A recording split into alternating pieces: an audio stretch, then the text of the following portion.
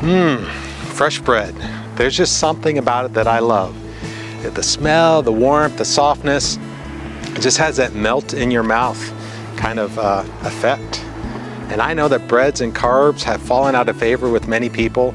I mean, even I eat less of them, to be honest, but it's really hard to resist when it's just fresh and warm and just coming out of the oven. And however you call it, chleb, pan, lavash, or just bread, it is still a staple in so many countries around the world.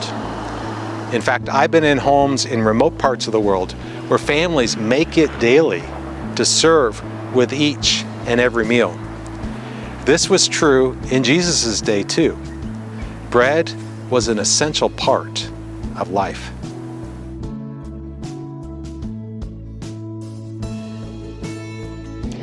Now, in this series of short videos, we're on a journey together to discover who Jesus is. And to guide us on a journey, we want to listen to Jesus' own words as written down by John, a close friend and follower.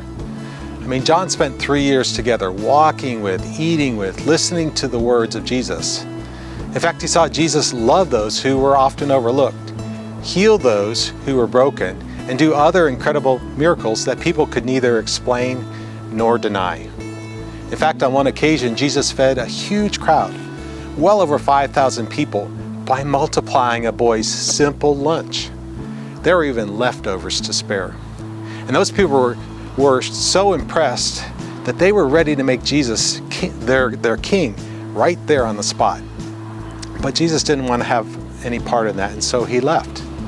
Well, the next day, many of those same people found Jesus, and a conversation took place in the seaside town of Capernaum.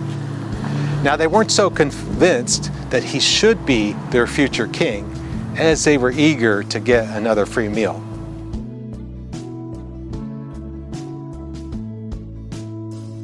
So it's helpful to know some of their history. Their ancestor Moses led his people out of slavery in Egypt hundreds of years before this. And they spent 40 years wandering all around this wilderness. And as remarkable as this may sound, Moses fed them every day with food from heaven that they called manna. But it was at this point that Jesus interrupted them because he wanted to clarify something with them. They had mistakenly thought it was Moses that provided the bread, but Jesus reminded them that it was from his heavenly Father. And so this is where we pick up their conversation. And this is Jesus speaking. He says, "And now he," speaking of his heavenly Father, "offers you the true bread from heaven." The true bread of God is the one who comes down from heaven and gives life to the world. And so they said, "Sir, give us that bread every day." And Jesus then replied, "I am the bread of life." The bread of life? I mean, what comes to your mind when you hear that?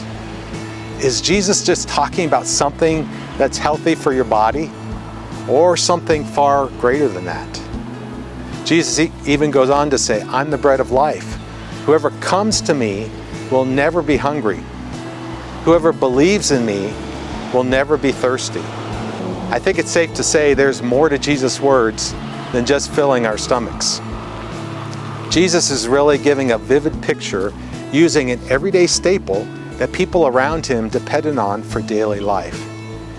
They probably couldn't even imagine a single meal going by without having bread on the table.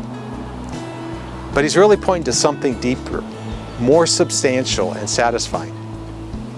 See, a loaf of bread is good, but if in a few hours, you're going to want some more. I am the bread of life. In those words, Jesus is addressing a deeper spiritual hunger or pursuit that even you and I experience. See, as people, we long for meaning, for purpose, for fulfillment. And we'll go to great lengths, really, to experience all of those. But honestly, most attempts, while they may offer temporary positive effects, ultimately, if we're honest, they leave us feeling unsatisfied, disappointed, even empty inside. Jesus' offer is for us to find our purpose, meaning, and fulfillment in Him, to come to Him to experience real life. Now that's bold, maybe even unsettling for some. And we really, I think, need to ask ourselves, is that what I want? Am I willing to come to Him and to begin trusting Him for what matters most in my life here and now and in the one to come? Now, as someone who has wrestled with this myself, I found taking Jesus up on His offer to really be well worth it. But each of us has to make his or her own choice. And right now you may not be sure, or you may just be open to exploring more. And that's why I want to invite you to keep walking with us as we seek to discover who Jesus is and to find our own answer to the question of Jesus, who do you say that I am? So until next time,